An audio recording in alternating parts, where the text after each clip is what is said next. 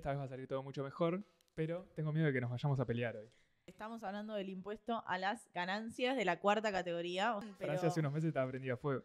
Pero, mira, para mí... Entonces tenemos una estructura fiscal donde se financia todo con el IVA y en eso los pubertarios tienen razón en que, bueno, sí, lo financia el IVA de la polenta, ¿entendés? Y tiene razón, porque tenemos un IVA muy alto porque es la única manera en que el Estado puede recaudar. Que no Simplemente... ¿No la viste? No. En todo un proceso de desguace de YPF que llevó adelante Repsol después de la privatización, se llevaba todas las ganancias para invertir afuera y no invertía en Argentina, por eso la producción de petróleo y de gas siempre fue cayendo. Impuestos. Tienen estudios jurídicos que pueden bancarse juicios de 8 años con tal de que le ganen a estados nacionales. Hola a todos, todas y todes. Estamos en una nueva semana en el mismo estudio, o sea que algo de estabilidad tenemos en este país. Sí, y esta vez va a salir todo mucho mejor, pero tengo miedo de que nos vayamos a pelear hoy. Vamos a tocar un tema sensible. Vamos a tocar un tema sensible que no es la primera vez que lo tocamos, porque estamos hablando del impuesto a las ganancias de la cuarta categoría, o sea, el impuesto a las ganancias que pagan efectivamente los trabajadores en relación de dependencia, que tuvo novedades. Yo no quiero hacer la aguafiesta, así que si querés contalo vos, Dale, que a vos te si te emociona, gusta que te eso. copa, que decís todo lo bueno que prometió Macri, pero que lo dio Massa. Ah, claro. Sí. Hay que ver, no sé si todavía lo dio. ¿No? Ahí hay que hacer una diferencia, ¿no? Bueno, vamos por partes. Vamos por partes. La idea es entonces salarios a partir de, o sea, abajo de un palo 770.000 pesos no van a pagar impuesto a las ganancias, excepto que sean directivos, CEOs, o sea, que tengan un cargo jerárquico y ahí sí pagarían ganancias. Estamos hablando de que van a terminar pagando solo 90.000 más o menos contribuyentes, entonces sería efectivamente avanzar en casi una quita del impuesto a las ganancias para los trabajadores. Muy de corto plazo, ¿no? Porque esto sería en octubre. Esto sería a partir, o sea, es un proyecto de ley para el Congreso, porque claro, todo impuesto tiene que pasar por el Congreso de la Nación, pero sería a partir de octubre, entiendo que por DNU. Pero por eso, es por dos partes, ¿no? O sea, todo lo que vos decís es así, se va a hacer un DNU que va a levantar el piso de ganancias, lo que se conoce como el mínimo no imponible que dijo Cande recién, tal cual, a partir de octubre, ¿no? Entonces tampoco es de efecto inmediato, pero yo decía que es de corto plazo porque es arbitrario, ¿no? Es como que ellos ponen ese 1.770, 1.700.070, pero después, cómo vaya a seguir creciendo ese mínimo no imponible, no está claro. Para eso, en teoría, Massa manda un proyecto de ley al Congreso para ir actualizando esas escalas y de alguna forma, aunque no está claro, porque todavía no está la letra chica de ese proyecto, eso sí apuntaría a la promesa de campaña que hicieron Macri en su momento, Massa, etcétera, que es lo de eliminar de alguna forma, pues no está claro esto, la cuarta categoría. Sí, que es el impuesto a las ganancias que pagan los trabajadores, no las que pagan las sociedades y demás. Lo que trascendió, o sea, lo que sería, lo que se anunció, que después no siempre es lo que se traduce en la letra de los proyectos, tiene que ver con que sean 15 salarios mínimos vitales y móviles que ahora darían ese palo 770.000. A mí voy a arrancar con esto, ¿no? O sea, uno estaba pidiendo medidas para las grandes mayorías y Massa te saca una medida que habla de salarios de un palo 770.000 pesos por mes. No sé quién gana un palo 770.000 pesos por mes. Los felicito un montón. No creo que sea una amplia mayoría ni una medida muy popular. Digo. Habla de salarios de 700 lucas, que eran las que estaban pagando hasta hoy. Sí. Que son 2 canastas básicas. Tampoco es mucho. Sí, o sea, como que para mí hay dos discusiones ahí, porque nos vamos a poner muy economistas. Hay dos discusiones. Una que tiene que ver con que los salarios están destrozados. Entonces, esos salarios destrozados, uno dice, bueno, a partir de 700 lucas pagas ganancias. Sí, no sos rico ganando 700 lucas por mes. Eso está claro. Ahora, después hay otra discusión que me toca el corazón, porque es una discusión más de corte fiscal, que es, bueno, mirá, si vos ganás tanto, para mí deberías aportar una alícuota más chica. O sea, es verdad que el salto de la alícuota, o sea, del porcentaje que tenés que pagar es muy alto, pero sí deberías hacer un aporte más a la sociedad en términos de progresividad. Si vos ganás más, pagás más, y si ganás menos, pagás menos. No debería llamarse impuesto a las ganancias, yo en eso estoy de acuerdo, porque el salario no es una ganancia, pero se puede pensar como un impuesto a los ingresos. Entonces, si ganás, no sé, 500.000 pesos, pagás un 1%. Y si ganás 650.000, pagás 1,5%. Y así ir aumentando en la progresividad, cosa de que efectivamente quienes más ganen puedan aportar más a la sociedad, nada más y nada menos. Para que se queden con la nuestra. No. La casta. No, o sea, está bueno ese debate, pero creo que antes hay que señalar por qué siempre el impuesto a las ganancias es un problema, ¿no? Para la cuarta categoría, para los trabajadores, porque, o sea, esto se retrotrae hasta el 2008 en adelante, 2009, pero que se hizo más fuerte el debate desde 2011, 2012. ¿Por qué? Porque el impuesto a las ganancias quedó muy atrasado de cuando fue creado para la cuarta categoría, para los trabajadores, que fue con Machinea, que era el ministro de la Rúa, o sea, hace 20 y pico de años. ¿Y cuál es el problema? ¿Por qué tanto debate? ¿Por qué tanto bardo siempre alrededor de esto? Porque llega un momento en que cuando cobras 700 lucas hasta ahora, después 1.700.000, lo que sea, y antes 500 lucas y así, que es un piso, que es lo que se conoce como el mínimo no imponible, en el cual si vos ganás, por ejemplo, 750, 800 lucas, pasás a pagar de ese excedente, que no es excedente, sino de lo que queda por arriba, pasás a pagar, no, y ahí está el problema de las alícuotas, pasás a pagar un 27, 31, 33% muy rápido. Entonces Claro. te saca el Estado mucha plata de forma muy rápida. ¿Y eso qué genera?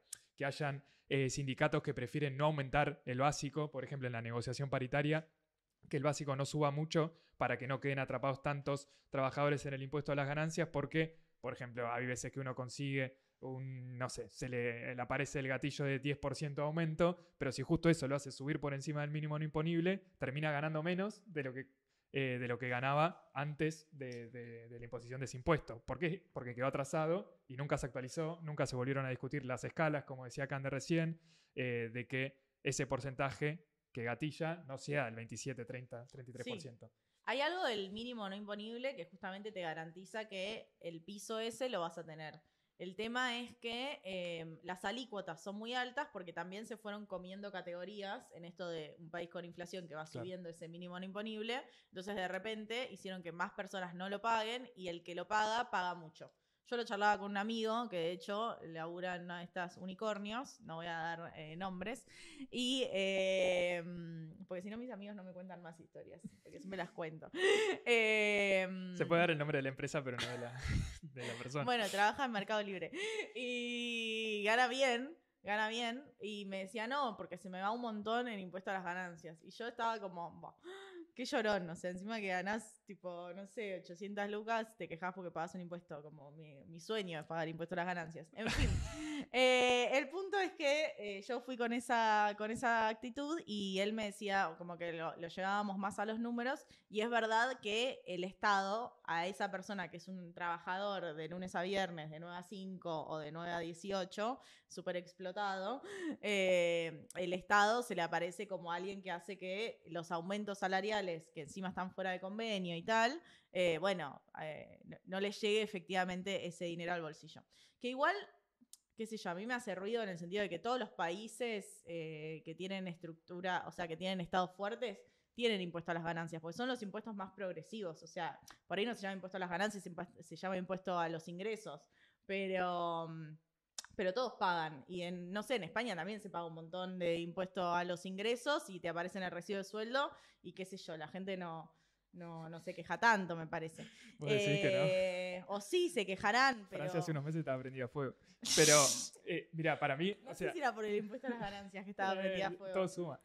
Pero para mí, ahí creo que ahí hay una discusión, o sea, se desprenden muchas discusiones, Sí. Porque, por ejemplo, acá nos estamos refiriendo al impuesto a las ganancias solo a los trabajadores, porque adentro del impuesto a las ganancias se le cobra también a las empresas y a los trabajadores y a los que son directivos, funcionarios. Lo que decía Canda al principio, el problema hoy es que los directivos, funcionarios, etcétera, tienen mecanismos para pagar menos impuesto a las ganancias haciendo deducciones, o sea, pagar menos en la declaración jurada a la hora de pagar, que parten de pasar facturas, pasar gastos, expensas, distintas cosas que lo hacen que termine cayendo más a lo que decía era que los directivos del banco terminan pagando mucho menos impuesto a las ganancias de lo que pagan los laburantes de ese banco, que es algo que pasa todos los días. El problema, cuando uno, por ejemplo, lo compara con otros países, que es algo que se suele hacer en casi todo, pero en este caso también vale, en otros países donde hay alícuotas mayores, también pasa de que los que ganan mucho, los directivos, no pagan un 35% de impuesto a las ganancias como acá, más allá de las deducciones, pagan 50%. Claro. O incluso en el Reino Unido llegan a pagar 60% si vos ganás más de 100.000 euros, una cosa así era. Claro. Entonces, por eso pasa con impuestos y particularmente con el impuesto a ganancias, porque también pasa lo de la... Creo que es un debate que también... Ese porque también creo que lo quiere empujar Massa, pero ya vamos a llegar a eso, me parece, pero que es que ahí hay una diferencia importante entre que lo pague quien lo vaya a pagar con esa cantidad de alícuota, sea un laburante que labura en una fábrica o en un banco, que sea un directivo de empresa o un ejecutivo, que además tiene las herramientas de estructuras contables, fiscales y equipos de abogados para no pagar ese impuesto. Eso adhiero completamente y es parte de las debilidades de la estructura fiscal, pero es esto, es como, yo creo que el impuesto a las ganancias de la cuarta categoría mezcla un montón de debates donde tenés, no sé, el lema histórico de la izquierda, pero también de las centrales sindicales de, bueno, el salario no es una ganancia. Perfecto, estamos de acuerdo. Siguiente discusión. Hay una estructura impositiva que se supone que es mejor cuando lográs que quienes tienen más paguen más. Entonces, la discusión, más allá de sí o no al impuesto, me parece que tiene que ver con una escala de grises, que es, bueno, que sea algo mucho más progresivo, que empiece desde antes y que sea más... que afecte menos al laburante que cobra 500 o 700 lucas y que afecte más a los directivos, pero también a los que más ganan y también a los que más tienen, digamos. También involucra una discusión de bienes personales, de alícuotas que son irrisorias en términos de gente que tiene propiedades y patrimonio y capaz vos ni sabes qué es bienes personales, pero es algo que aporta muy poquito a la caja del Estado y que es efectivamente lo que pagan los que más tienen. Entonces creo que son como muchos niveles de discusión que a veces, no sé, yo lo veo en las noticias y demás y es como muy difícil desarrollar estos temas porque parece que es como simplemente querés asfixiar a la persona que cobra un palo por mes. No es la idea, pero sí empezar a discutir de, bueno, ¿cómo hacemos para recaudar en algún punto, bueno, los hospitales, la educación? Digo, siempre hablamos de derechos y no hablamos de cómo se financian esos derechos. Bueno, que cada vez son menos, ¿no? Al mismo tiempo. Y que cada vez llega a menos gente. Pero para mí, por ejemplo, hay algo que es... Mileísta. Que está muy... que está muy claro cuando uno se pone a investigar, pero no está muy claro en el debate público en general. Y que acá, por ahí, nosotros tenemos la posibilidad de hacerlo. Que es, por ejemplo, nosotros ya de por sí pagamos el 21% de IVA cada vez que vamos a hacer las compras, ¿no? Y eso lo paga más el más pobre le representa más en su bolsillo que de el lo que ahorra o claro, se pero pone en un plazo fijo. Si uno mira, por ejemplo, el impuesto, estos impuestos que son que los cobran, por ejemplo, en el recibo de sueldo, los laburantes que hoy cobran más de 700 lucas y pagan el impuesto a las ganancias, llegan a pagar el 33% más o menos de esa ganancia, en teoría, de los ingresos por encima de ese piso. Ahora, las grandes empresas de Argentina pagan solamente el 5% de impuestos totales, no solamente el impuesto a las ganancias, el 5% sobre el total de ventas. ¿Por qué? Si el impuesto a las ganancias para las grandes empresas es del 35%. ¿Cómo puede ser? Bueno, porque hay, sumado a los mecanismos que decíamos antes de deducciones, de traspaso de esos impuestos hacia abajo de la cadena y hacia arriba de la cadena productiva y de las ventas, de poder...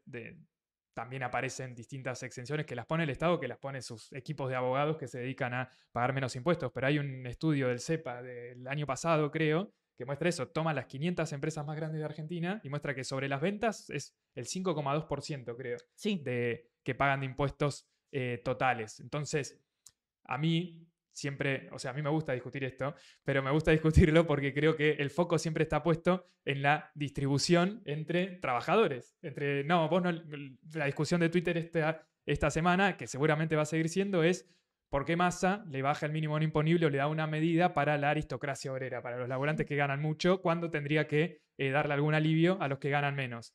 Bueno, pero ¿por qué no discutimos que las grandes empresas casi no pagan impuestos y que encima en estos últimos años se están llenando de guita? Sí. Pues además también digo que estos son debates que se van a venir porque supuestamente en un ratito más capaz que lo hablamos, en el presupuesto se van a presentar algunas de estos problemas que hay en la estructura productiva argentina, de que hay muchas grandes empresas que no pagan impuestos o que tienen subsidios y todo esto. Sí, y profundizando en eso también pasa, bueno, esto de las 500 empresas más grandes de Argentina, pero no es lo mismo lo que pagan las pymes, ¿no? No, Que totalmente. claramente ahí sí, entre los impuestos nacionales, o sea, ganancias, IVA y ganancias, que igual bastantes deducciones hacen, pero después los impuestos provinciales e incluso las tasas municipales, decís, bueno, ok, realmente está bastante asfixiado el señor pyme. Y en eso adhiero. Es como sí.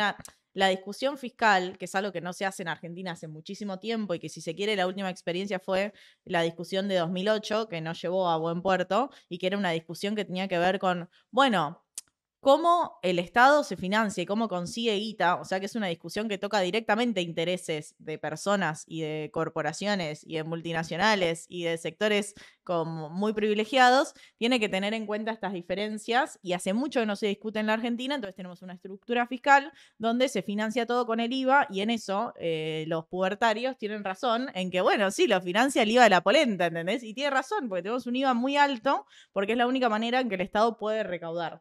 Entonces hay que empezar a discutir estas cosas y ahora en discutir estas cosas, bueno, hay que entender que también ciertos niveles de ingreso van a pagar más impuestos. Nosotros, monotributistas, pagamos un monotributo que se supone que engloba IVA y ganancias, ¿no? Como que vos pagas un único tributo que engloba las dos y pagás poco. Hay como cierto enanismo fiscal. Tipo, si vos te pasás del monotributo a ser responsable inscripto, ahí empezás a sufrir realmente lo que es pagar IVA y ganancias y te volvés un poquito más mireísta. Ahí empezás a sufrir el estado presente, ¿no? Ahí empezás a decir, qué dolor.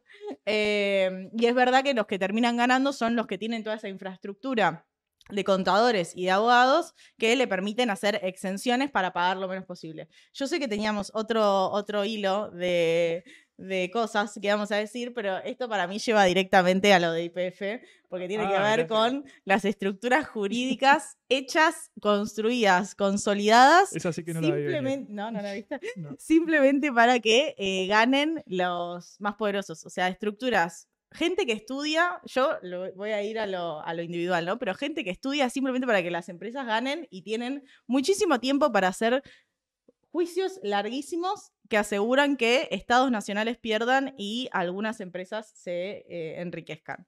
Estoy muy enojada con el tema de YPF. Estoy muy enojada porque además es tipo... No sé cómo explicarlo de una manera que se entienda, ¿no? Pero recordemos, YPF, expropiación, 2012, corría el año 2012. En la Argentina se hace la expropiación de YPF, la compra del 51%, no sé qué palabra querés decir. No, pero es muy importante esa diferencia. Esas palabras, en términos jurídicos, todo es importante porque en realidad nada es importante y siempre ganan los mismos. Esa es mi teoría de la jurisprudencia. Mirá, hago un spoiler y después seguimos. Si Kicillof expropiaba YPF, este juicio no podía existir. Vos solo querías pegarle a Axel. El punto es, bueno, igual es verdad que en los juicios cada palabra, cada punto, cada coma cuenta, pero es un juicio que ya se hizo, o sea, es un proceso que ya se hizo y lo que se vendió son los derechos de poder hacer juicio, o sea, a un estudio de abogados que se dedica a comprar esos casos que están un poco flojos de papeles o con algún punto y coma donde marcar con resaltador, y la jueza esta, que me olvidé el nombre, Loreta Presca. La sucesora del de los buitres, ¿te acordás? Es la sucesora de él. ¿Cómo se llamaba? ¿Griesa? Griesa, Tomás Griesa. Que Griesa era, vos veías las fotos y era tipo, me imagino el infierno y me imagino a Griesa abriéndote la puerta. Bueno, buitres hechos persona, no importa, no voy a ir a ataques personales. El punto es que lo que define ella es el fallo, el peor fallo para la Argentina y en términos históricos como el fallo que más beneficia al sector privado, pero específicamente a este estudio jurídico, que para mí tiene mucho que ver con esto, ¿no? Porque es como, bueno, la gente que tiene guita, pero que tiene guita en serio, ¿no? El pyme que tiene 2 camionetas y flashea Galperín. No, la gente que tiene guita en serio digamos, tienen territorios en el planeta para no pagar impuestos. Tienen estudios jurídicos que pueden bancarse juicios de 8 años con tal de que le ganen a estados nacionales. Entonces, empresas de, no sé, que son 2 familias que terminan ganándole a un estado que alberga 47 millones de habitantes. ¿Cómo se Entonces, llama hay la algo empresa? muy fundamentalmente mal en cómo nos estamos organizando y los abogados son muestra de eso. Esos abogados son de un grupo que se llama Burford, que son como esos grupos internacionales que tienen distintas subdivisiones, ¿no? Porque está como las estructuras, como que estamos hablando mucho de abogados y de contadores, pero son grandes estructuras con holdings que son como cáscaras que tienen adentro distintas empresas. Este es el brazo jurídico de Burford. Hay otro brazo de Burford que invierte como en fondos de inversión, que invierte guita y que maneja guita. Ese fondo tiene acciones de Mercado Libre, es uno de los principales accionistas de Mercado Libre, ya que lo mencionas Mira, no al compañero tenía... uruguayo. Entonces, más allá de Nosotros eso, tenemos una gran capacidad para conseguir sponsors. Como verán, somos muy buenos en eso. y bueno, entonces creo que, o sea, este caso es llamativo por eso, porque nunca fue tan lesivo para un Estado nacional, para un Estado soberano, que haya un juicio por una empresa privada que se dedica a litigar contra Argentina. Ahora, ¿de dónde sale esto? ¿No? Porque en concreto hay que pagar eventualmente 16.000 millones de dólares. Es verdad que el fallo no dice eso, o sea, habla como de todo lo que habría que pagar, más los intereses punitorios por los años que pasaron, porque encima de eso te bancan los años y después te cobran retroactivo. Bueno, todo lo que habría que pagar daría más o menos 16.000 millones de dólares, que para mí no hay chance de que Argentina lo pague, o sea, no solo porque hay que apelar en términos jurídicos, digo, no es que esto se define y listo, es cierto, hay que apelar. El tema es que, bueno, apelar a esto ya involucra que lo va a tomar otra gestión económica. Hay que ver quién gana, bueno, cómo sigue y cuál va a ser su relación con la justicia de Estados Unidos. Axel no lo va a pagar entonces. No va a Yo pagar estoy sus para no errores. pagarles nada, tipo, ¿viste cuando ya te hinchaste? Que es como, no Bueno, te pago esto, no te pago el fondo, no te pago nada, andate a cagar, me voy con pero China. si algo caracteriza a Argentina en los mercados internacionales es que siempre pagó. Bueno, Por las más que cosas haya hecho pueden cambiar. default y lo que sea, siempre pagó. O sea, a los fondos buitre pasó algo ¿Quién le pagó más a o los menos fondos similar, buitres? le termina pagando Macri, pero bueno, Kicillof le paga Repsol y todo eso tiene sus consecuencias al día de hoy. ¿Por qué? ¿Por qué? ¿De dónde sale este juicio? De, como decía Cande, de este fondo Burford que le compra los derechos a litigar a el grupo Petersen y otro grupo más por 15 millones de dólares. Y ahora se van a llevar 16.000 millones de dólares. Son como 20.000% las ganancias. No, está muy El mal profit. esto. O sea, realmente tiene que ser un punto de inflexión de que estas cosas no pueden pasar. No puede pasar. Es como es la misma discusión de cuando estaban los fondos buitres, que es como vos no puedes tener un puñadito de inversores que su único activo es poder esperar muchos años y litigar en contra de un país. O sea, no puede ser que la justicia falle de esa manera. Y encima es la justicia de otro país. O sea, no está bien Pero eso, ¿por qué la justicia de chicos. otro país puede fallar en contra de Argentina? Porque tenemos Porque vocación de colonia.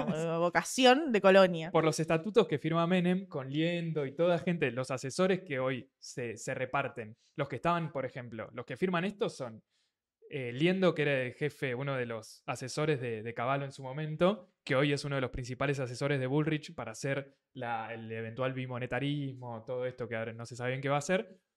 Estaban Carlos Rodríguez, Roque Fernández, estaba Epstein, todos los asesores de Milei también, que cuando privatizan YPF tienen que hacer estatutos nuevos para presentar en la SEC, que es la Security Exchange Commission, que es como la Comisión Nacional de Valores de Argentina, pero en Estados Unidos, que es donde se registran las empresas que van a cotizar. ¿Qué pusieron ahí? Que para asegurarse, tratar de asegurarse de que no venga otro gobierno y vuelva a estatizar YPF, pusieron una cláusula en ese estatuto que dice que si vos haces una oferta con capacidad de control de la empresa, por ejemplo el 51% de las acciones, tenés que extender esa oferta al resto de los accionistas. ¿Por qué está desarrollándose este juicio? Porque había una porción de los accionistas, más o menos el 25% de las acciones, las tenía este grupo Petersen, que se considera defraudado porque no le ofrecieron ponerle los 5.000 millones de dólares que pagó Kicillof en su momento, más unos 6.000 millones de dólares en intereses por haber pagado con bonos, más o menos, todavía eso no se terminó de pagar, los intereses, pero ellos tienen el derecho a reclamarle a Argentina por eso. Por eso, acá YPF no está afectada por el fallo, sino que es directamente el Estado Nacional el que tendría que pagar eventualmente. Ahora, ¿de dónde sale? ¿Por qué el grupo Petersen tenía el 25% de las acciones? Porque se las regaló el compañero Néstor Carlos Kirchner en su momento. Memoria de Trosco se llama esto. No, pero esto está en todos lados. Sí, ya sé. Hasta en el Destape salió una nota que explica esto.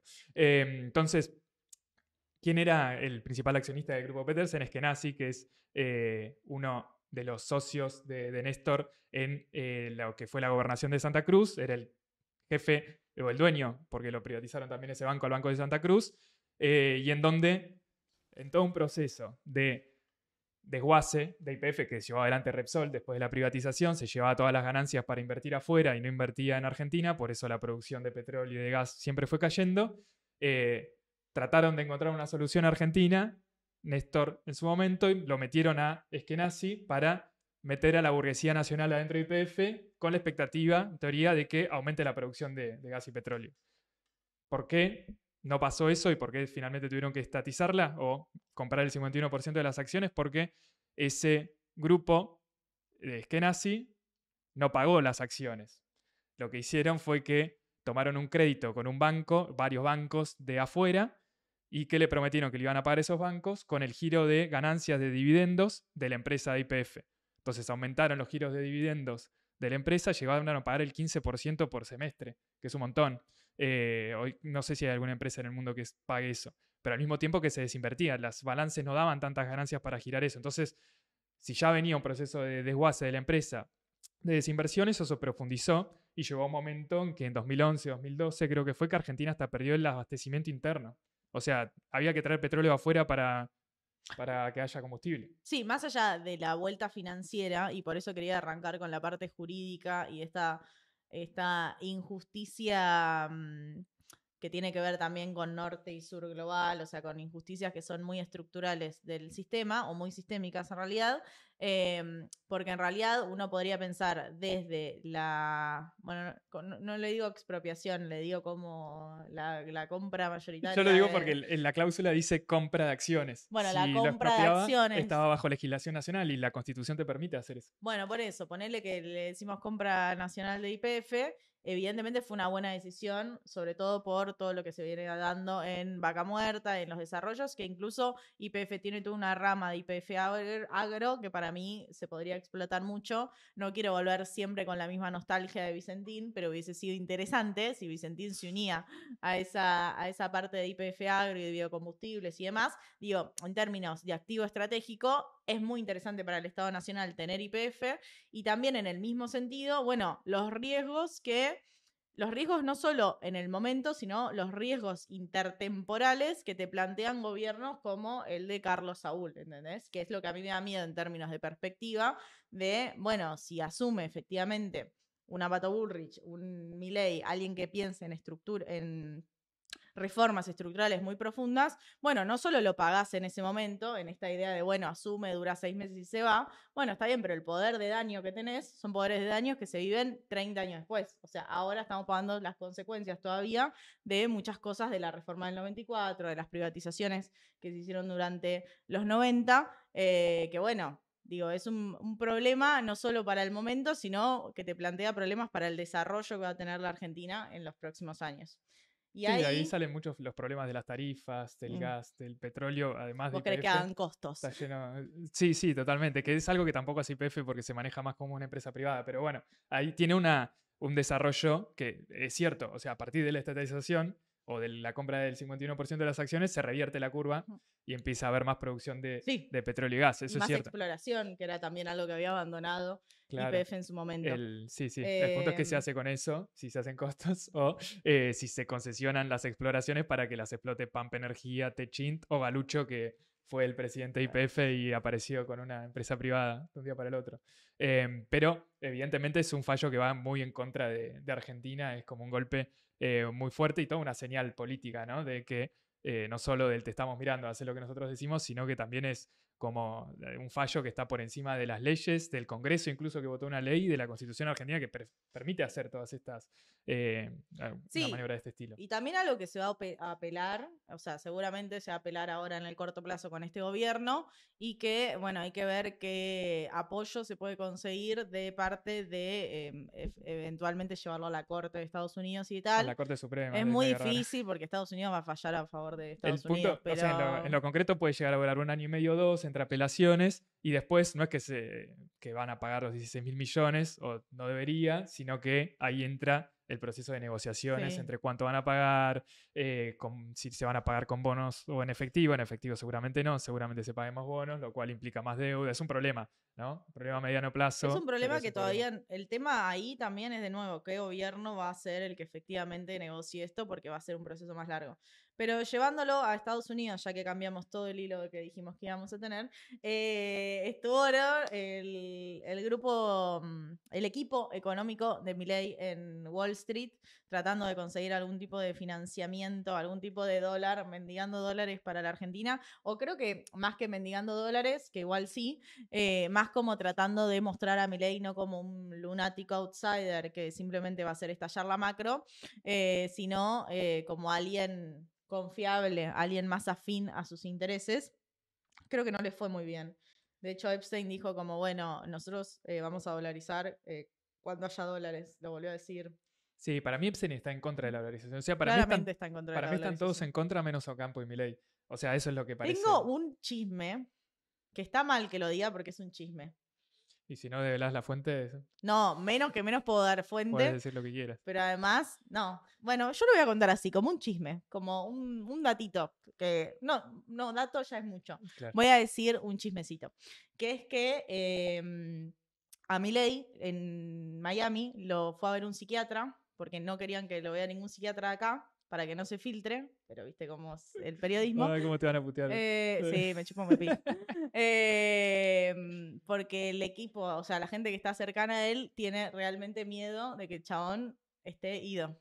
Y que hay un poco de miedo de que no se sabe qué es lo que él va a definir. ¿Viste lo que charlábamos la semana pasada? De, bueno, ponele que efectivamente sucede y Milei es presidente. Bueno, un poco su equipo cercano teme cuáles van a ser las decisiones porque vivimos en un país muy presidencialista y más allá de que vos te rodees de gente que estuvo en el Estado, sobre todo con el menemismo y tal, bueno, podés tomar decisiones por DNU que por ahí vayan en contra de lo que dice tu equipo. ¿Sabes cuál es la conclusión de eso? Que no quieren ganar. El equipo no quiere que hay ganar. que tomar más en serio a Carlos Maslatón, que lo viene diciendo hace 3 años. Que dice, si este tipo Basta, llega a ganar Carlos es un Malatón, desquiciado. así estamos, boludo. Así ¿Cuántos años estamos. viene diciendo lo mismo? No, pero, o sea, ahí con lo anterior, más allá de la estabilidad que puede Más llegar a allá de la tener. estabilidad mental, el punto era que Todos estamos no medio quería flojos en decir ese eso.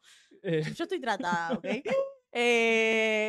No, con la medicada. dolarización es interesante porque hoy a la mañana el newsletter de Iván Jabrowski Mm. decía lo contrario, decía los de la gira a Estados Unidos, de Epstein y eso, yo también pensaba de que había sido un desastre, qué sé yo, son fuentes distintas capaz.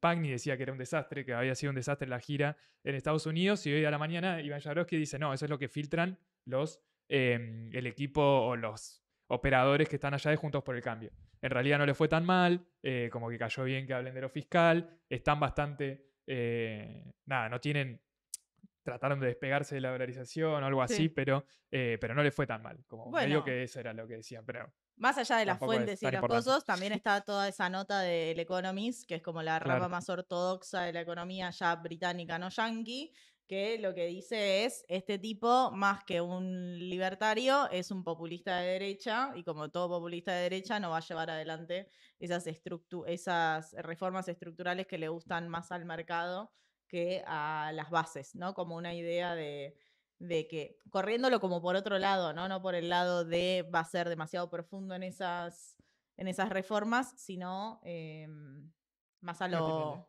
No tiene una sustentación. Sí, lo bardearon bastante, la verdad. Sí, o sea, las notas esas de The Economist son... o sea, ¿por qué importa? Me encantaría entender por qué todos le damos tanta entidad. Igual yo también las leo, Claro, pero ese es ¿por qué el le tema. damos tanta entidad al Economist? No nosotros, o por ahí sí, nosotros también lo leemos, pero por ahí aunque yo ahora no tanto porque la suscripción es carísima. Yo ahora leo las notas que me permite leer gratis. Hay formas de hacer para leer Claro, gratis. pero The Economist no, The Financial Times también. Tienen gente dedicada a que vos no las puedas trucar, meter en filtros. Pero, ¿por qué es importante? ¿Por qué se le daba relevancia en el caso de Milei? Porque The Economist es como la Biblia liberal del mundo. Como liberal en lo económico, conservador en lo social y en lo político. Entonces, como que le salga a pegar a alguien que para ellos es la Biblia, realmente Sí. debe ser un golpe. Y creo que tiene que ver con esto que traías de lo de Iván, con este documento que salió, que firmaron más de 200 economistas del espejismo de la dolarización, que lo firmaron muchos economistas más asociados a Juntos por el Cambio, al macrismo, pero también algunos más de centro, que tiene que ver con una postura muy en contra de la dolarización y de creer que la dolarización es la salida de los problemas macroeconómicos de la Argentina. Pero bueno, sí empiezo a notar como esos documentos, ¿no? Salió ahora uno que se llama Amenaza de la Democracia, como esos documentos donde se empiezan a juntar firmas de personas que antes no estaban en el mismo espacio, que no firmaban documentos en común o que no estaban como viendo lo mismo y de repente empiezan a circular esas cosas, más allá de los ámbitos académicos y de funcionarios. Lo mismo se ve en, no sé, las asambleas de Ni Una Menos, que empezaron ya hace 3 semanas. Bueno, de repente ves compañeras que hacen 4 o 5 años que no se bardees, por juntaban favor. y que ahora nos juntamos. Entonces, no, voy a ser muy respetuosa y amorosa porque tengo mucho respeto y Cuidaste amor bien tus para palabras, ellas. cuidaste las palabras. Pero, no, lo veo como algo positivo. Claro, No obvio. digo de militancia, porque es mucho la palabra militancia para algo que se está gestando, pero sí como un active, más desde abajo, si se quiere, o desde distintos espacios, o sea, también la academia, también los funcionarios, pero un active que, bueno, que antes no se veía y que ahora está. Y eso no me parece menor. No, o sea, para mí se divide de alguna forma en dos, que es por un lado la cuestión económica, de que es esto, de que la dolarización no es una salida, ¿no? Todas estas posiciones que aparece como un consenso de economistas que bardeando la dolarización. Yo creo que la dolarización fue una gran campaña electoral, una gran consigna de campaña electoral, pero no creo que haya mucha gente creyendo que eso se puede llegar a llevar adelante. Capaz que, o sea, el propio Milei a veces da vueltas y no lo dice. No, pero Marra Milei dijo lo que iba a pasar. dice. Re dice que, o sea, insiste, él solo, tipo nadie más de su equipo, pero él solo insiste con la dolarización. Sí, depende del momento. Bueno, no importa. O sea, para mí es muy difícil que lo haga, casi que no lo va a hacer, pero al mismo tiempo tiene a su núcleo de asesores que se bardean entre ellos diciendo la dolarización es imposible, la Sí. especificación no, que el Banco Central no hay que quemarlo. Entonces todos se van desdiciendo entre ellos. Pero tengo una pregunta con respecto a eso, porque hoy lo charlaba con la dentista. Y digo, ponele, ¿no? Milei insiste con la idea de dolarización. Está bien, todo su equipo dice que no es posible. Ahora, si efectivamente gana o empieza a tener porcentajes, yo creo que por más que fue el candidato más votado en las PASO, como que nadie creyó o todavía no se cree que él pueda ser el próximo presidente en términos de mercado y en términos de la gente yendo a buscar los depósitos de plazo fijo y los depósitos en dólares. Ahora, si efectivamente está la posibilidad de que Milei sea presidente, ¿por qué no pasa? O sea, como más allá de lo que él decida hacer desde el Poder Ejecutivo, ¿cómo haces para que no se te adelanten las expectativas y no te corra todo para decir, bueno, si va a dolarizar, entonces yo compro a cualquier cosa, compro a cualquier valor, saco la plata del banco? O sea, como que se cumple esta cuestión La de profecía autocumplida, gracias. La veo muy difícil, más allá del deseo y del equipo económico tratando de contenerlo. No, obvio. Yo opino lo mismo. Pasa que ahí hay, creo que 2 o 3 factores, que es, por un lado, que no sé si se le cree a Milei de que vaya a dolarizar, efectivamente, o si es solamente una consigna de campaña electoral, que ya ha pasado muchas veces. O sea, de hecho, esta semana se está discutiendo el impuesto a las ganancias porque fue una consigna de campañas electorales que después no se cumplieron. O esta cuestión del equipo. Hay mismo gente del equipo económico que dice que no, que primero hay que especificar. Entonces, Está bien, pero eso lo sabemos nosotros, ¿no? O sea, como que lo que se escucha de Milei es eso, y de hecho pero nosotros no movemos el mercado. documento del espejismo de dolarización con una cita a la Biblia diciendo como estos chantas que no se animan a decir la verdad, no sé, ni idea. El punto es que él insiste con esa idea. Entonces, no sé, por más que sea una promesa electoral, me parece que es una promesa electoral muy riesgosa, porque los agentes económicos funcionan por expectativas también. Claro. Entonces se acomodan antes de que vos tomes la decisión. No es Claro, que van a decir, bueno, sí, espero a que vos me digas que en 36 meses podemos dolarizar.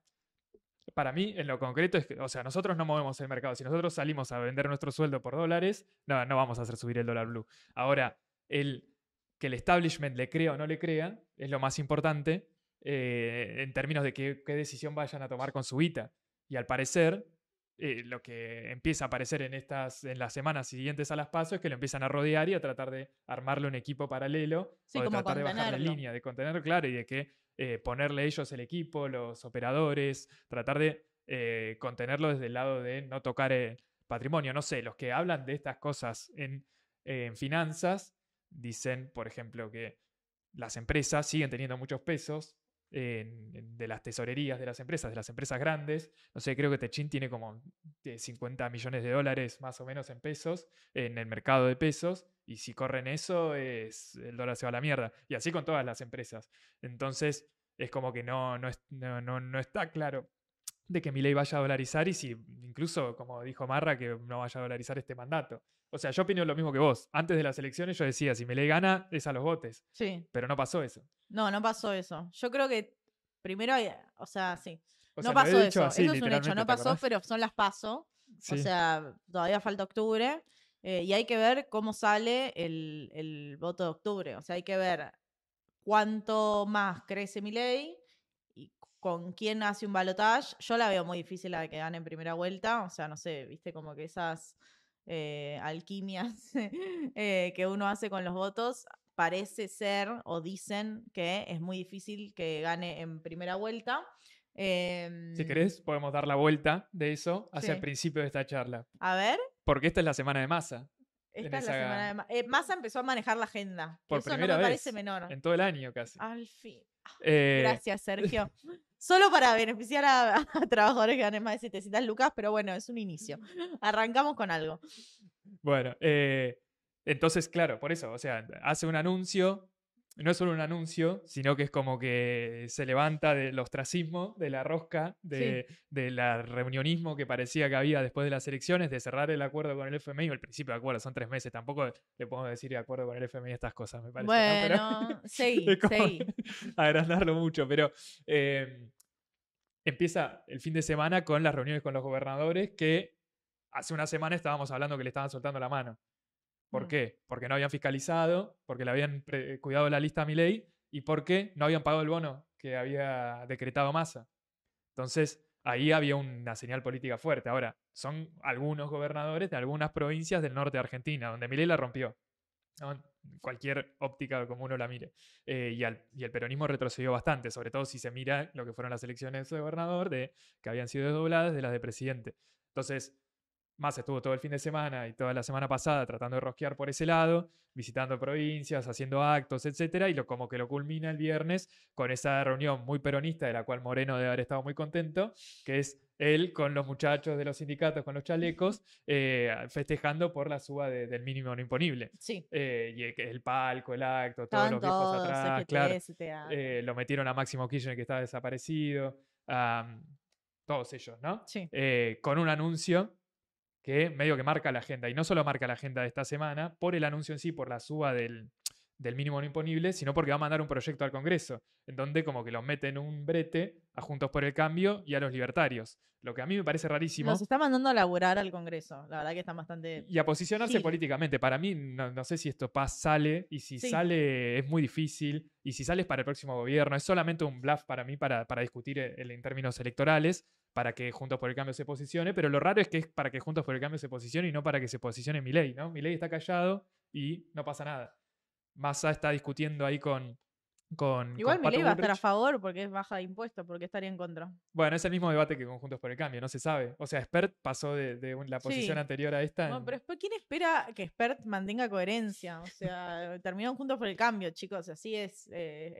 ¿Cómo le decía Maslatón? ¿Valijita? No, No. Valija no sé si lo querés nombrar. No lo quiero nombrar. Pero él es Calaca Roja. ¿Cómo? Calaca Roja. ¿Por qué? por una máscara. Hay un personaje que es Bueno, muy pero parecido digo, medio como de que los todo el cómics. mundo dice eso, que se vende. Yo le quería decir valijita, Pero es que el otro no es era otro. funcionario, es Santoro, pero no es el Santoro que ustedes conocen, no es Santoro No, del Frente de Yamil, Todos, claro. Que estaba con López Murphy, entonces es como que claro. ahí hay varios pases. No lo Eh, decimos nosotros, además, lo dice Maslatón, yo no me voy a hacer cargo. sí, además hacía charlas con él, es raro, pero bueno. Pero era muy chistoso los apodos que pone a veces. Sí, Entonces nada, está eso, de que como que Massa trata de girar un poco la campaña electoral que de venía marcar la agenda de la campaña 100% electoral. a favor de Milei. No, no solo a favor, sino discutiendo todas las cosas que quería discutir Milei. Y ahí está el límite del 26 de septiembre para hacer todos los anuncios, porque no es solo candidato, sino que es el ministro de Economía. Entonces, bueno, tiene hasta el 26 para hacer todos los anuncios que puedan favorecer ya no solo a los que ganan más de 700 lucas, sino idealmente también a autónomos monotributistas, que es lo que dijo ayer en C5N, en un tono, a mí lo que me está gustando es el tono que está usando. Está usando un tono menos corpo, ¿viste? Menos casta. Está hablando como más, mirá, esto pasó esto y me pedían esto y no sé qué, como más... No deja de ser un canchero que me gusta. a Me mí me gusta cae más que mal. antes. A mí me caía mal antes cuando no era ministro de Economía. Bueno, es masa Y también, porque no le tal, pidas peras al olmo. la que le preguntan, el gato que le dice, ¿pero vos vas a eliminar el impuesto a las ganancias si sos presidente? Le dice, sí, y capaz antes. Y como que le tira un guiño, dale, 130% de inflación, no te hagas el ganchón. Bueno, pero ¿quién tiene que ganar las elecciones, loco? Pará, dale. O sea, yo ahí estoy muy ilusionada con, primero que me gusta ese cambio de tono que lo tuvo después de las PASO, ya ni bien, o sea, la semana posterior en esas entrevistas ya hablaba de, bueno, viste, como le pegó Guzmán, obviamente, siempre que puede, pero como ya en un tono más ameno y más cercano, que me parece importante. Y esto que decían en letra P, me anoté el nombre de Gabriela Pepe, que es que el equipo de comunicación de Lula está viniendo para ayudar en la campaña. Que no me parece menor porque si alguien nos rescata de esta es Lula da Silva. Consultores, justo lo que necesitábamos, ¿no? Sí, además el PT en Argentina es importante, yo las he visto en varios lugares, o sea, son grosas. Así que capaz hay cambios, capaz logra dejar de buscar dólares y buscar votos. Bueno, hay algunos que dicen lo que esto demuestra, lo del impuesto a las ganancias, es que a Massa no le importa el acuerdo con el fondo, que ahora ya firmó, ya le dieron los dólares, ahora ya está. Yo no creo que sea tan así. Hay algo de eso en que hasta después de octubre no tenés que volver a hablar con el fondo. O sea, como que ya tenemos los desembolsos, entonces de ahora al balotage no importa el fondo. Vos medio que podés hacer lo que quieras. Obviamente que la señal importante va a ser el presupuesto 2024, que además, como es ministro y candidato, va a ser medio, bueno, ¿cuál sería mi plan de gobierno, básicamente, no? Sí. Que obviamente está alineado con el Fondo Monetario en una reducción del déficit fiscal, en lo que viene haciendo en el último año, tampoco Ajuste. nos vamos a sorprender, ¿no? Tampoco es nada nuevo. Pero ahí, o sea, creo que esta discusión que también se está dando mucho y que se va a seguir dando en las próximas semanas, o por lo menos esta semana, andás a ver qué pasa en los próximos días, pero de que por qué Massa hace un anuncio para la aristocracia obrera, para los que más ganan, y no les da nada a los monotributistas, a los trabajadores Dijo que en lo va a negro. hacer. Claro, pero para mí ahí entra el FMI, porque una cosa es que vos difieras recaudación Sí. y otra cosa es que vos salgas a meter un IFE, que sería la única medida que vos le podrías dar a los trabajadores en negro. ¿Qué otra medida le puedes dar? Si no lo tenés registrado, no hay forma Mira, de yo darle. lo voy a volver a decir. Yo estoy para los préstamos para monotributistas que ya anunciaron, pero que todavía no reglamentaron. Por ahí los vuelvo a anunciar. ¿Viste qué pasa? Le gusta anunciar 2 veces las cosas. Pero sí, Capaz sí. sea eso, con montos un poco más altos. Pero ¿cómo justificás que podés llegar a...? Bueno, sí, o sea, sería No, por la porque eso es negativa, por que no tenés banco. nada, claro. Y bueno, ¿qué haces? Que te den una tarjeta. Pero por eso, o sea, ahí entra el FMI, porque es, por ejemplo, si vos das créditos, Sí. no es directamente una suba del gasto del Estado, No. sino que el ANSES está respaldando esos créditos poniendo guita. Sí. No, y en dijo algún momento como, se ve, pero no ahora. y dijo también esto de el hacer del mundo del ELIX, sí, como pasarlo a un mercado financiero en pesos y que no ¿Eso sea... lo dijo? Yo lo leí, pero no sé si... O sea, lo No dijo, lo escuché en pero... vivo, O no lo sé si leí lo también. filtraron o qué. No, lo dijo en la entrevista, entiendo. Esa es, ahí se nota que está Hay algo ahí jugando... con el mundo del ELIX que está en... Esa era la propuesta de Vudú. Está, En serio. que está en discusión hace mucho tiempo y que es importante porque, bueno, hay algo que hay que hacer con con la deuda en pesos, que no es solo la deuda en pesos, sino que es también... La maquinita. No, la deuda en pesos en términos de, bueno, sí, ¿cómo vamos a pasar a tener un mercado financiero en pesos? Si realmente se quiere apostar a esa soberanía del peso, vos tenés que tener un mercado financiero en pesos. El tema es que hoy en día ese mercado financiero en pesos te lo solventan los bancos, nada, haciendo guita por las LELIQs con el Estado, nada más, y no generando estas líneas de crédito y tal. Sí, sí, hoy existe una parte de ese mercado financiero, o sea, porque las LELIQs es como que se usan para absorber y que no haya mucha guita, pero la que va, hay veces que hay un traslado de las LELIQs al Tesoro, o sea, para financiar realmente al Estado, que la usan los bancos principalmente, pero también las empresas. Hay lo que decíamos antes de que Techint y las grandes empresas de Argentina tienen mucha guita ahí, porque no pueden pasar a dólares por regulaciones o porque saben que tienen que pagar los sueldos el primero del mes que viene. Entonces, ahí también está el problema de que el Tesoro, el Estado Nacional, está muy endeudado con bonos atados a la inflación, por ejemplo, Sí. lo cual no le permite reducir ese... Eso es parte de los desafíos de la próxima gestión, como es la deuda comercial, como es el programa del fondo, Todo. como que quien sea que asuma, efectivamente viene con, tipo, se te cae una carpeta de cosas. Melconian que, le pega mucho a eso, a que la deuda tenés que hacer.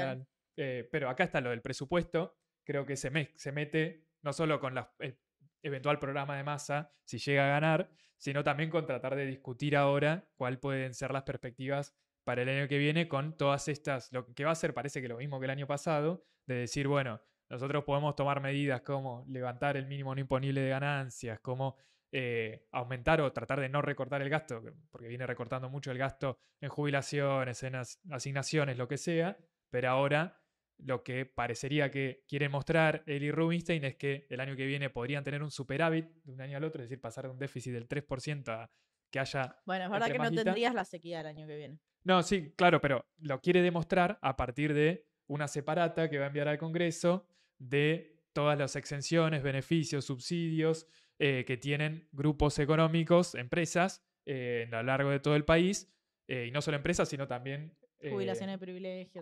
y por ejemplo, ahí entraría lo de los funcionarios del Poder Judicial que no pagan el impuesto a las ganancias. Esas discusiones me encantan. Que son más o menos, o sea, si se suma todo, ahí todavía no salió, pero el año pasado era algo muy parecido. Si se suman todos esos gastos, directos e indirectos, y cosas que no se pueden recaudar, pero que deberían recaudarse, se suman como 4,5 puntos del PBI. Lo cual es un montón. Piensen que esta medida de ganancias es menos de medio punto. Sí. Y las medidas que anunció Massa el otro día, toda esa por Instagram, eran también medio punto. Bueno, eso, ¿no te da un poco de esperanza que sea Massa el que plantea esa discusión? No, porque es solamente un bluff electoral. No, basta. ¿Vos pensás que él le va a querer sacar las exenciones impositivas Sí. a los bancos? Sí. Si lo financia Brito, el dueño del banco. Bueno, pero me interesa en términos de Obvio, señal por eso lo presentamos acá. A mí también me de interesa campaña. discutirlo. O sea, que podamos discutir eso me parece que está bueno Sí, y que obvio. por lo menos marca, no sé qué estábamos discutiendo la semana pasada, el acto negacionista en Lo la de Villarroel. legislatura, ¿entendés? Como la verdad que toda la vida prefiero esta discusión porque además habla de, bueno, de cómo vamos a financiar y qué vamos a hacer en términos de desarrollo económico. Ahora, la complicación, y acá es donde viene esta pregunta que insiste, ¿no? En cada decimos cosas, que es como, bueno, pasa todo esto en la agenda, en la coyuntura, está bien, nosotros seguimos la coyuntura, probablemente ustedes también, por eso están viendo esto una hora en YouTube o en Spotify, está clarísimo, pero ¿qué pasa a nivel de voto? ¿Entendés? O sea, llega estos cambios en el discurso, en la campaña, ¿llegan a modificar el voto? O sea, esa es mi pregunta que me obsesiona, que es como, bueno, uno porque está muy metido en estas discusiones, en estos nichos que van cambiando semana a semana, que va cambiando en la discusión y que por ahí se hacen medidas que afecta a algún grupo de trabajadores, pero bueno, también sale la inflación el miércoles y no porque salga publicada y a la gente le llega el celular, pero sí porque uno va al supermercado y los precios están, o sea, yo compré un cuarto de chipá y me cobraron 2.500 pesos y me quedé tipo, ¿qué? O tenés como esos momentos de la realidad golpeándote en la cara, decís, bueno, ¿cómo afecta el voto esto? Bueno, esa es la gran pregunta. Mirá si yo pudiera responder eso, no estaría No, acá. está claro. Lo traigo como pregunta no para que lo respondamos, sino No, para... pero eso también está en el debate, que como lo que trasciende a esto y que seguramente se vaya a repetir, es que qué tan efectivas son estas medidas de Massa, por ejemplo, de no darle nada como a la base electoral que podría llegar a tener el peronismo, que eso también está en duda, de los informales, los que viven de changas, que no hay nada para ellos, pero sí hay para un sector que, nada, gana más y no se sabe bien, o según el gráfico que mostró Pagni ayer, irían más esos votos a Juntos por el Cambio. Para mí, y sin ánimos de defender a Massa, para mí es un puntapié que está bien. ¿Por qué? Porque Lo de trata de ganancias. consolidar, claro, trata de consolidar a un Sí, núcleo duro que es de los grandes sindicatos de ese sector, en términos políticos, no solo por el golpe al bolsillo, sino por esta discusión, de una discusión que, bueno, viene de hace muchos años, pero que a partir del empeoramiento de la economía y de las condiciones, o sea, lo que está detrás de todo esto es la inflación. Entonces, en términos políticos, creo que en principio, de cara a una elección, está bien tratar de fortalecer los votos propios, sí, que son los en lugar votos de tratar de además de agarrar más de todo. masa, ¿viste? Como si uno piensa cuál es la base electoral de masa como masista, digamos, no en el armado de Unión por la Como Patria, ventajita. siempre fue, voy a dejar pasar eso, siempre fue el voto de una clase media acomodada, como que su discurso siempre era, bueno, la inseguridad, bueno, esto gana, él tiene como una obsesión con el impuesto a las ganancias, siempre fue el que subió el mínimo, siempre fue el de las exenciones impositivas, de contribuciones patronales y de tal para las pymes. Entonces siempre fue ese sector medio acomodado. Yo creo que en algún punto le habla a eso, a sus votantes propios. El votante de más abajo supuestamente ya lo tiene medio garantizado. El problema es el que está un poquito por encima de ese. O sea, el problema es, o por lo menos lo que decía Pagni ayer, es que el problema no está en el grupo poblacional más pobre, sino el que está justito por encima. Y también hay una diferencia de género ahí importante, porque Milei es como que es muy fuerte en el voto de los varones y muy débil en el voto de las mujeres que se tiran principalmente hacia Sí. Massa. Sí, también está el punto que creo que es medio obvio, Las pero mujeres vamos a salvar este país, de eso no hay duda.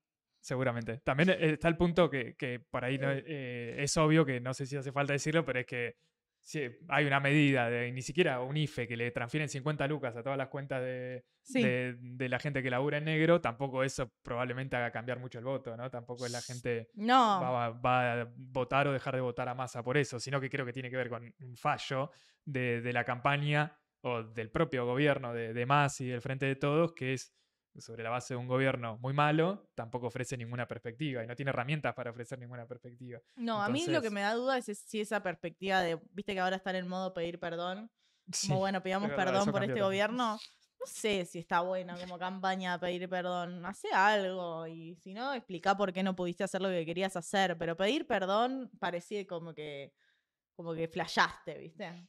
Disculpame, mala mía. Bueno, no, quisiste hacer cosas que evidentemente no pudiste hacer, o sea, podés decir, bueno, tuviste una pandemia y hubo una buena política en un principio de la pandemia, tuviste el IFE, tuviste el ATP, quisiste avanzar con Vicentín, te torcieron el brazo y cediste a la voluntad del mercado. No dio la correlación de fuerzas. Eh, tuviste problemas con la correlación de fuerza, no, y tuviste una desmovilización Claro. importante, o sea, volviendo un poco a esos documentos, a esas asambleas, a esos tejidos que empiezan a surgir más por abajo, bueno, había una desmovilización que también fue propia de la pandemia, de espacios que no estaban, que no existían, que se fragmentaron y que bueno, no sé, loco, no puede ganar Milei. Y el gobierno jugó activamente por esa desmovilización, ¿no? O Sí, sea, lo denunció hasta Guzmán a eso. Guzmán dijo, yo hubiera negociado un mejor acuerdo con el FMI si la Cámpora llamaba a movilizar y no movilizaron a una persona, decía, en la entrevista con Genud y en las otras ¿viste la entrevistas.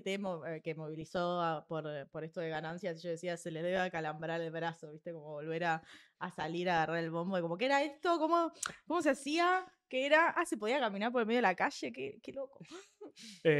Pero bueno, creo que, o sea, los problemas que pueda llegar a tener más esa traducción a votos de las medidas que tome son más profundos que si hay plata para los monotributistas o no, ¿no? Sino que son señales, pero no hacen al fondo de la cuestión, a la tendencia más general de la elección. Creo que Nun- depende más de los errores propios de Milei, que es como también hay sí, cosas que venimos charlando de. lo adhiero, pero nunca en toda mi vida, que tampoco es tan larga, pero bueno, en estos 31 años, nunca sentí tanta incertidumbre de qué es lo que podía pasar en una elección.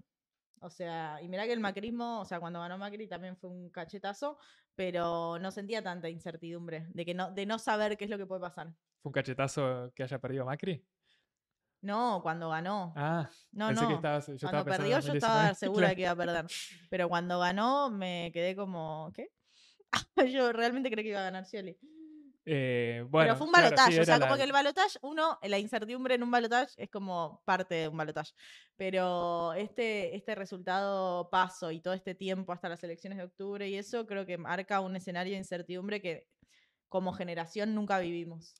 Bueno, igual tenemos los resultados de las primarias ya. O sea, salió primero Milei. No, Eh, no. pero bueno, o sea, creo que hay algún tipo de escenario abierto sobre también lo que charlábamos antes, ¿no? Que habíamos, en un momento, vos habías presentado los de las cartas, las comunicaciones, las distintas cosas que habían aparecido como en repudio a Milei, que por un lado tenía que ver con la dolarización, pero decíamos que por otro lado aparece también el repudio a lo peor en términos de derechos humanos y del revisionismo negacionista de la dictadura, incluso justificador, ni siquiera es negacionista, ¿no? Defensor de la dictadura de la otra pata de la libertad avanza, de Victoria de Villarroel, que eso generó como toda una movilización importante en esos términos, ¿no? De la calle, que en su momento salió en contra en la legislatura porteña, pero también de otros grupos, de las redes sociales y que creo que eso se movió mucho, sobre todo en redes sociales, más allá de Sí. los intelectuales que pueden firmar cartas, en las redes sociales también eso generó un golpe importante y de gente saliendo a hacer TikToks y esas cosas en contra de ella. Bueno, veremos cómo sale el número de inflación. No sé si es muy cínico tirar un número. Yo soy medio ludópata, ¿viste? Como que me gusta apostar. Para mí es 11,5. Pero vos tenés información privilegiada, me No, parece. no tengo, te juro que no tengo. Bueno, yo iba a decir 11. ¿11? Sí. Bueno, 11,5. Tienen tiempo hasta mañana La para clave es votar. septiembre. Septiembre arriba de 10 o Pará, abajo. estamos en el número de agosto, guacho. Eso es lo difícil. 11. No, 11,5. 11 ya me cambiaba.